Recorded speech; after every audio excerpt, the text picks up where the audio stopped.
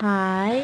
எல்லாருக்கும் தீப திருநாள் வாழ்த்துக்கள். நம்ம வந்துட்டு பச்சரிசி கொழுக்கட்டை செய்ய போகிறோம் தீபத்தன்னைக்கு சாமிக்கு படைக்கிறதுக்காக. அதுக்கு பச்சரிசியை வந்துட்டு 4 ஹவர்ஸ் நல்லா ஊற வச்சு எடுத்துக்கணும். அதுக்கப்புறம் அதை ஒரு 4 டைம்ஸ் நல்லா வாஷ் பண்ணிக்கிட்டு நம்ம வந்துட்டு அதை வந்து ஈக்காம்பட்டின்னு சொல்லுவாங்க எங்கள் இடத்துல.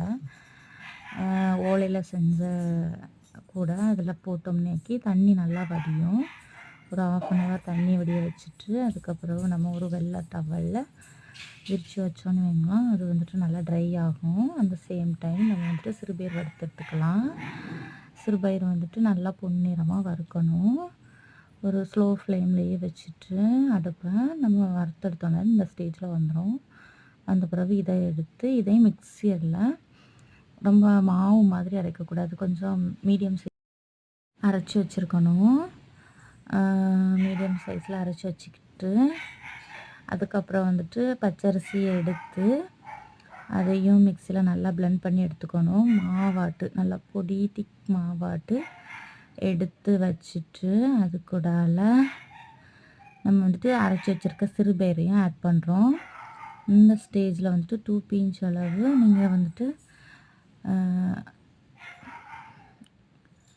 ஏலக்காய் பொடி சேர்த்துக்கிட்டிங்கனாக்கா கொஞ்சம் நல்லா டேஸ்ட்டாக இருக்கும்.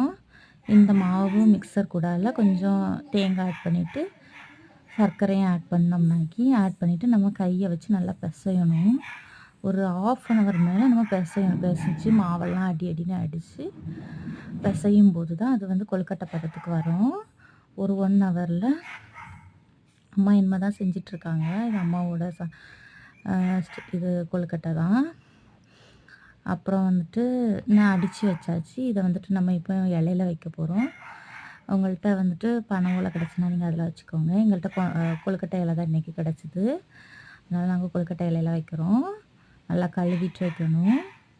வச்சு இப்படி நீட்டி மடக்கி வச்சோன்னு வைங்களேன், நம்ம வந்துட்டு அவிஞ்சு வந்த பிறகு சாமிக்கு படையல் வச்சு சாமி கும்பிட வேண்டியதான். இது இப்போ அம்மா வச்சிட்ருக்காங்க. கொழுக்கட்டை இன்னும் கொஞ்சம் அண்ணா அடுப்பில் இருந்து அவிஞ்சிட்ருக்கு. வச்சு கொஞ்ச நேரத்தில் நல்லா அவிஞ்சிட்டு என்ன சாமி கும்பிட வேண்டியதான்.